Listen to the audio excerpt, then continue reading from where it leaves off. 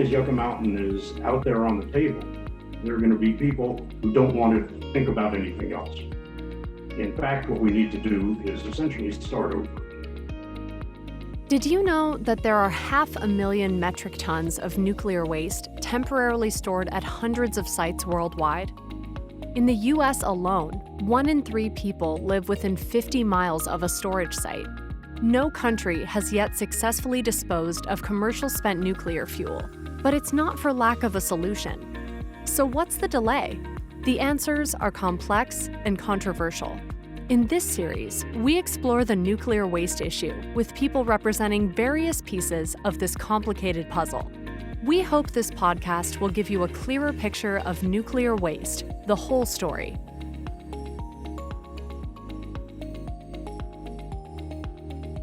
We believe that listening is an important element of a successful nuclear waste disposal program. A core company value is to seek and listen to different perspectives.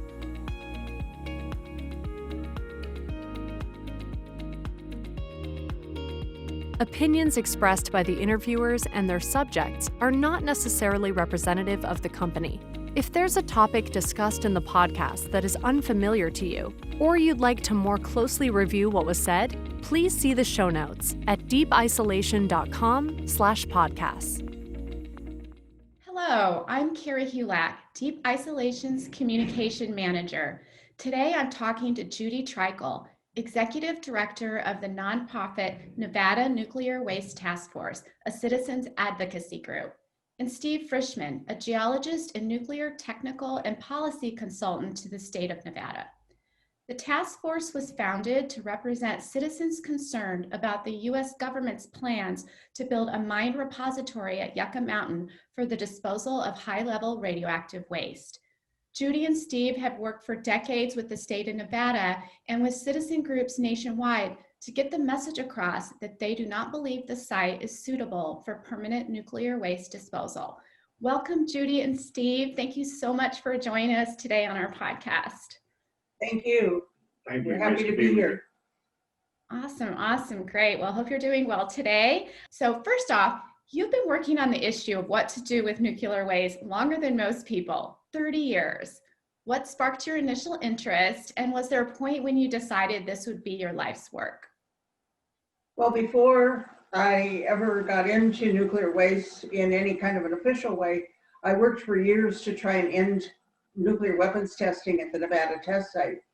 And while I was still doing that, I went to a meeting, and it was about testing at the test site. And one of the speakers there was a man named Luther Carter, who's gone now, but at that time he was billed as an environmentalist, and I wasn't very pleased about his environmental reactions to testing. And during that meeting, he came over where I was and started a conversation, and he knew that I was opposed to testing completely. And he said, "What would you think about the idea of having us end testing at the Nevada nuclear testing site and instead have the state be willing to accept the nation's nuclear waste?" And I thought, wow, this is crazy. And it immediately sounded to me like a game of nuclear poker where you were very likely to wind up with both. And at that point, I realized that we were in for a real battle if they were willing to even suggest things like that. And as a matter of fact, we did wind up with both testing going on and being targeted for nuclear waste, because testing didn't stop until in the 90s, and we were off to the races on Yucca Mountain before that time. So I think that's when I realized it was going to start. And Steve, did you have a similar experience or anything you'd like to add there? Mine was quite different. In the late 70s, I was research director and vice president of the Texas Environmental Coalition. And I knew that the government was looking at buried salt deposits in Texas as possible repository sites. And there was an environmental impact statement that ended up being the 1980 Environmental Impact Statement for Management of Commercial High-Level Nuclear Waste.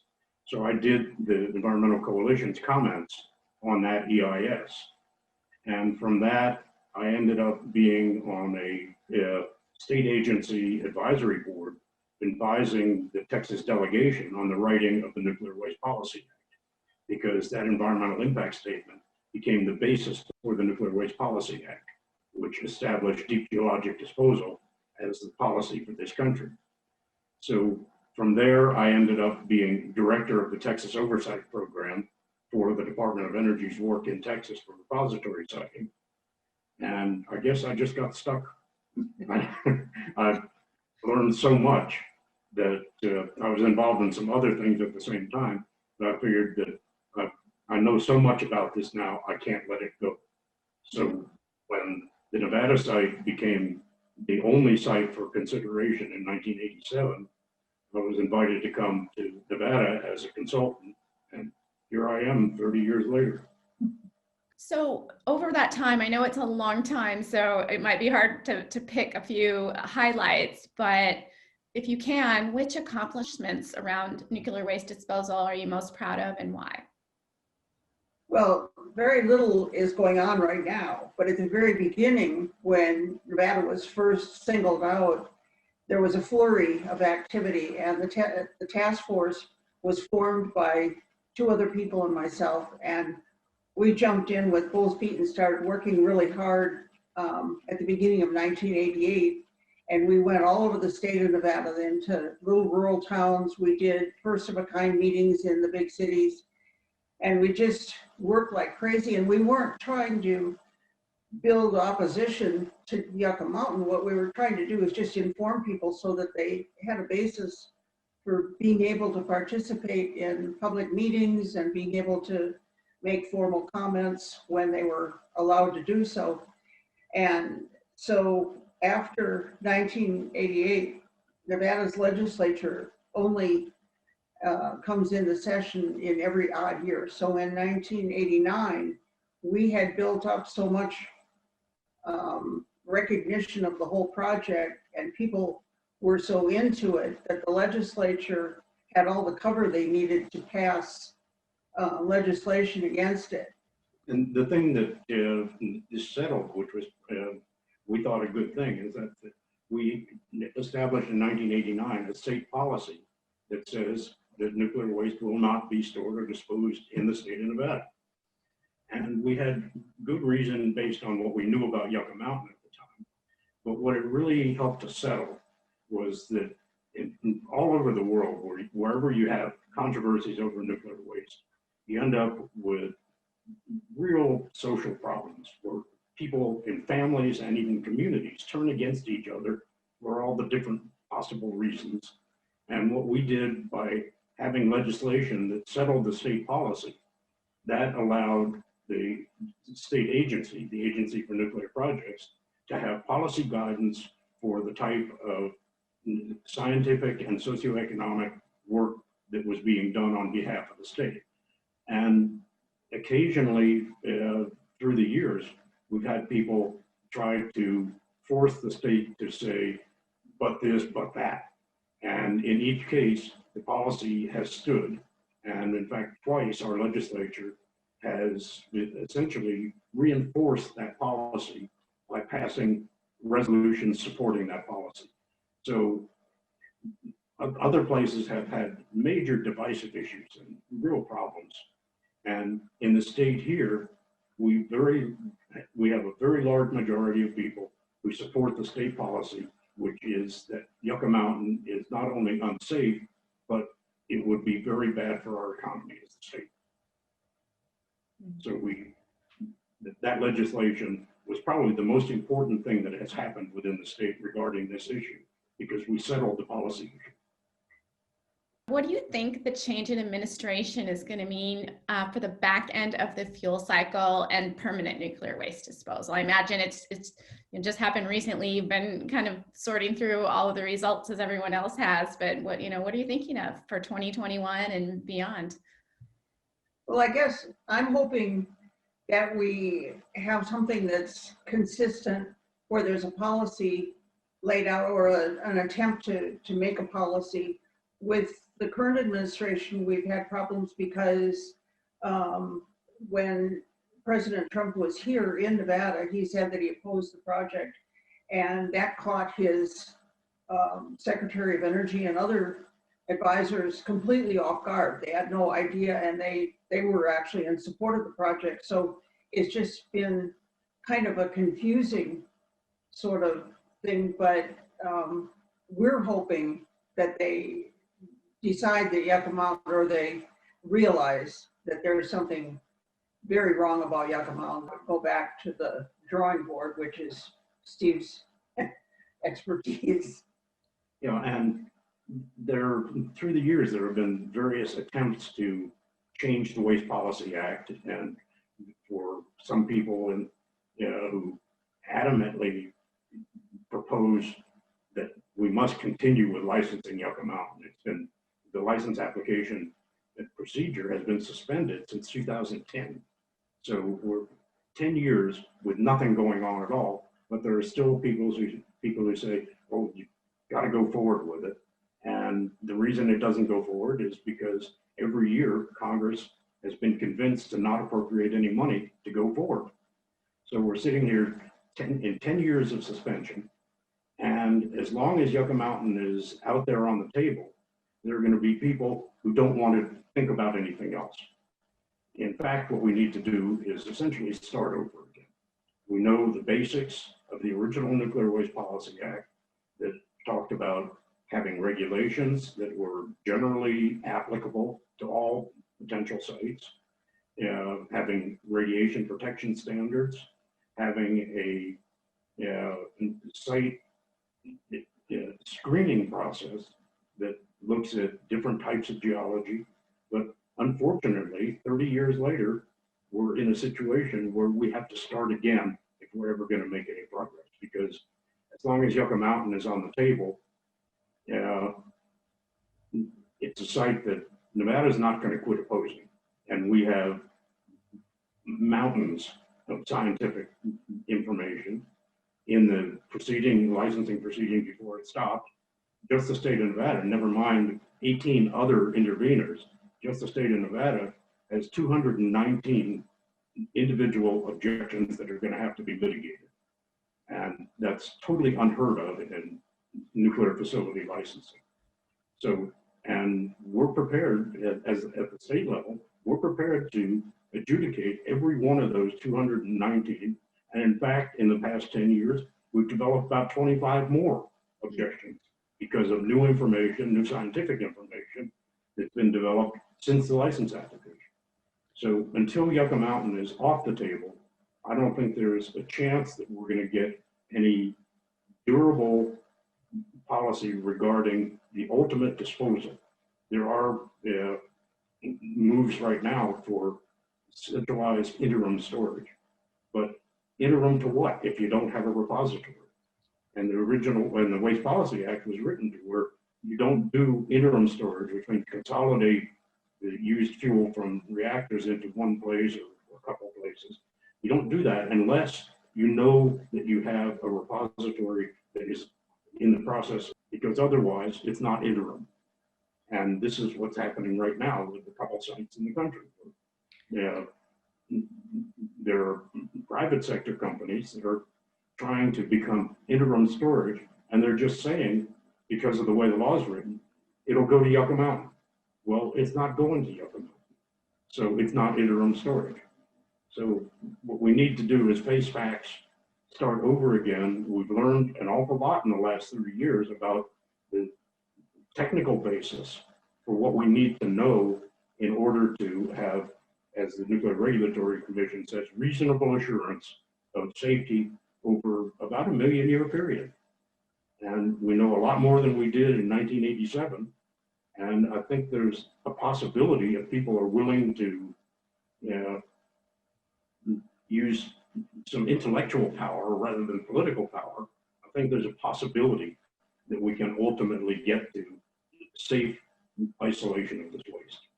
So you're a geologist, Steve. You mentioned deep geologic disposal. Is that what you view as the most credible solution to the problem? There's no perfect solution, but as I said before, the Waste Policy Act in 1982 established deep geologic disposal as a policy. And that's the policy in every other country in the world that is looking at what to do with the waste from their nuclear power reactors. And I think it is possible. And I think we can develop probably sufficient reasonable assurance if we do the geology properly. And in order to do that, we first have to have a set of technically based standards that say that there's a whole bunch of geology that we don't want to look at. It's an exclusionary process first. And then, now what are the characteristics of geology that we do want to look at? And because we're, part of a large continent, we have a variety of geology, and some that is worth looking at, some that we know is not worth looking at.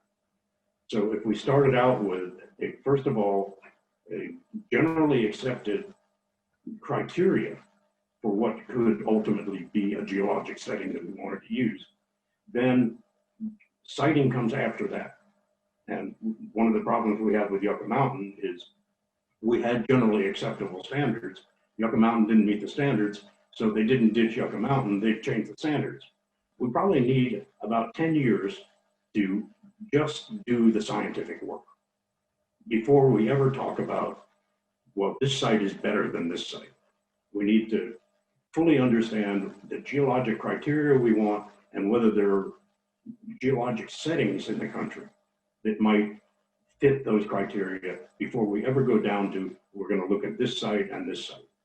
And I think, we need to become sort of politically mature enough to be able to spend about, whatever, maybe 10 years doing something that is, first of all, unfixable if you break it.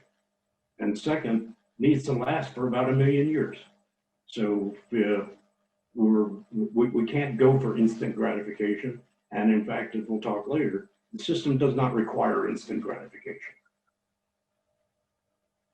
I think it's also important to have public consent or have the public on your side before you start anything too.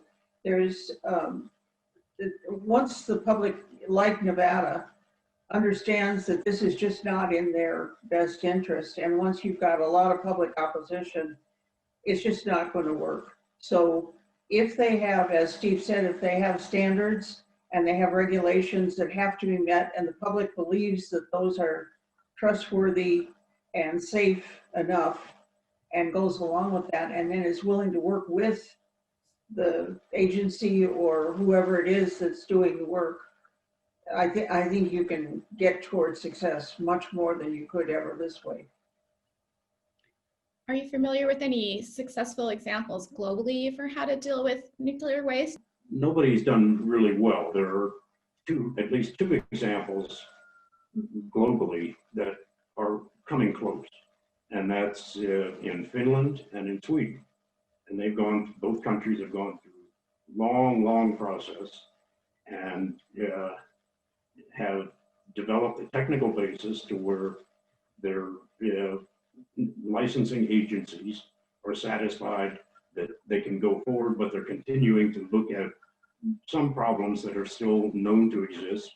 But in Sweden, they find they have a site, and through decades of a siting process, that people are pretty well satisfied that they have been sufficiently involved in the whole process over the decades. And they're probably going to eventually end up with a repository. In Finland, they're a little bit farther ahead, and they again have the public support for what they're doing. They also have a relatively small amount of waste, and they don't have a big bureaucracy that is pushing and pulling their whole process. The whole thing has been, the technical work has been done by a relatively small group of people over decades, and they have public support for it. So those two are leading towards what you might say is not success, but at least supportable progress to the isolation, the permanent isolation of waste. And I think it's very likely that they will succeed, at least in being able to feel satisfied that they've done the very best that they can. And that's about all we can expect from something where we have no control over the next million years. That makes sense. Judy, any thoughts on that topic as well? Well, in both of the sites that he's talking about in Sweden and Finland, those are both either in or near communities where there was a major nuclear power plants that were going, and the people had experience with those. They had not had any bad experiences that I've heard of. And so they kind of they began with a trust in nuclear as it was. And in Nevada, the huge contrast here is that Nevada's never had a nuclear reactor, and we're thousands of miles away from the majority of the reactors. So it just seemed so crazy that the stuff would start out on the East Coast and come all the way across the country to a place that really had no experience with it and had no interest in Other doing than it. having been bombed. So Nevada's experience with the nuclear weapons development created a very different feeling among the communities there about the waste itself. Well, and it started out with atmospheric testing where you had mushroom clouds coming out of the Nevada test site and mostly heading east and northeast. So you've got downwind victims that a lot of people died, a lot of people were injured, and there was a lot of damage to ranchers and farmers, and if there was ever any trust, it was totally gone when the government refused to acknowledge that they had hurt people. It was insane. People were getting under their desks at school to be spared danger from Russian bombs, but we had our own blasting off. And so it was just an inconceivable way to move into something like nuclear waste. And the only reason we have Yucca Mountain is because the Energy Department, its predecessors, had for 20 years been looking around the country quietly for nuclear waste disposal sites. And every time they got caught, because they didn't tell the governors of the states what they were doing, every time they get caught, they essentially got run out of the state. And the only reason we have Yucca Mountain is because in 1977, the General Accounting Office suggested to the department that maybe you want to look at places that already have defense nuclear facilities because they're more accepting of nuclear facilities just primarily because it's a lot of jobs. So the only reason we have Yucca Mountain at what was then the Nevada test site is because the department started looking at places where the government had already done nuclear, already had nuclear facilities. And so they expected that the people in Nevada would be very accepting of this next thing. Well, they kind of missed the point because the people in Nevada didn't like getting bombed. And so the whole thing backfired on them.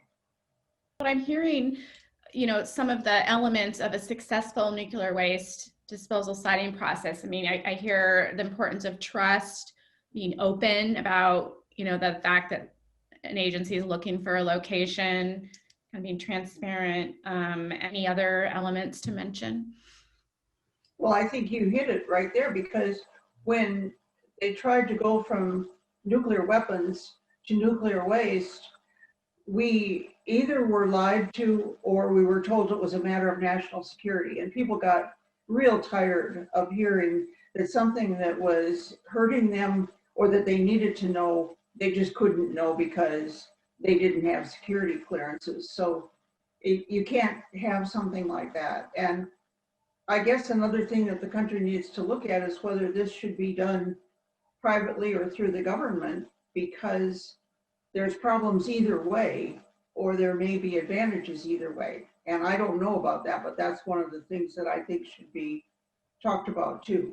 Do you think Nevada, the door is closed for Nevada? Do you think if there was a a process that was handled in an open way and there was a safe, deep geological option and Nevada's geology was appropriate? Is the door closed for Nevada at this point? Nevada's probably out, and you could find almost any place in the United States that had less earthquakes than we have. You could cut out California and cut out Alaska, and Nevada's third in the number of earthquakes that we have. So, and we've got a few old volcanoes that aren't completely off the scope too when you're looking at 1,000,000 years. So I think you could probably find somewhere that you didn't have to worry about so many earthquakes and the possibility of volcanoes.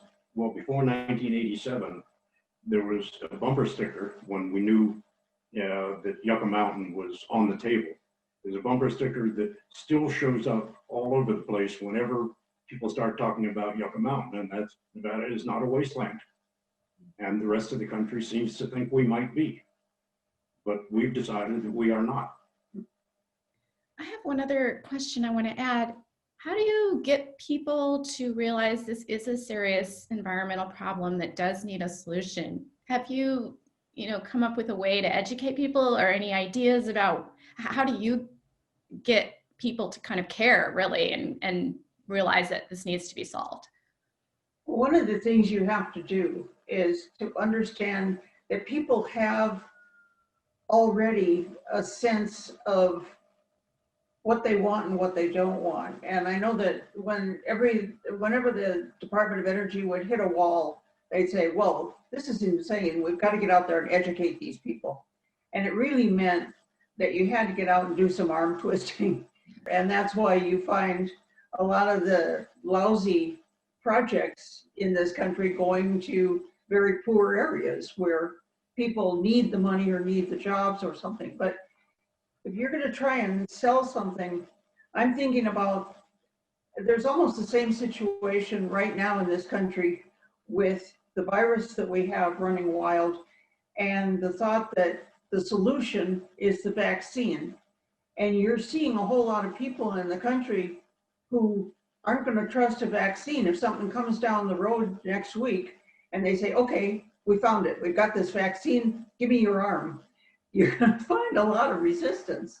And before a vaccine is going to work, and going to work, by work I mean a lot of people will accept it, they're going to have to see evidence that it's there. They're going to have to see people who they trust saying, I think this is good, here's my arm. And I think the same thing goes along with nuclear waste. There are people who the general public will listen to and maybe are not friends of the government, or they're not believed to be the experts.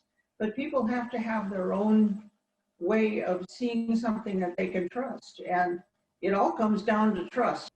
There's also one of the things that sort of would build the element of trust, and that's that, right now, because of the way Waste Policy Act was amended, we only have one solution.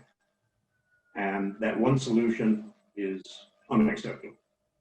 And so part of building trust is that those who are decision makers actually have alternatives to look at and can hear the real discussion of the pros and cons of alternatives. And this is why I'm very glad right now to know that there are people thinking of alternatives other than just a big underground mine. I think that's beneficial to the whole process of maybe getting us to an acceptable point at some time. And so we, in our lives, we always face problems, but rarely are we forced to say there is only one solution. We need to be able to look at alternatives and make informed choices.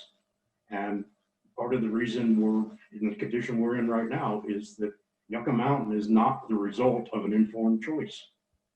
So I think it's good that there are people thinking, well, geology might be the way to go, but a great big underground mine may not be the only way to use geology to solve the problem that we're facing. So I think it's, again, it always comes back to trust. And in this case, trust involves decision-making that is the way we normally make decisions rather than being told you're the one. So there you have it. Great. Well, thank you, Judy and Steve, so much for joining us today. I really learned a lot, and I appreciate you taking the time to speak with us. Okay, thank All you. right, thank you.